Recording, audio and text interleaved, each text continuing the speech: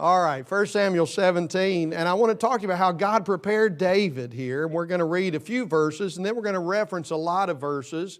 And I want to give you several principles that are going to fall under basically two categories. One, how God prepared David, and two, how God used David.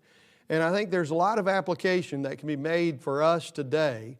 And there are still giants in the land, so to speak. By the way, there was more than just a giant when David went out and fought Goliath. You remember he had some brothers too, and they come up later on. But there were giants in the land then, and there are giants in the land today. But we still have a God who is able to slay giants. But He has to have a vessel that's willing to be used by Him. And that vessel will always be prepared beforehand. David didn't just wake up one day and say, what am I going to do today? I think I'll go kill a giant. That's not the way it works. And so David was prepared by God, and then God used him in a mighty way. And we'll talk about that. Look at verse 32.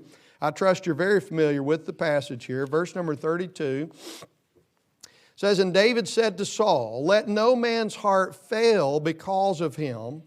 Thy servant. You ought to mark that in your Bible, thy servant. David saw himself as a servant.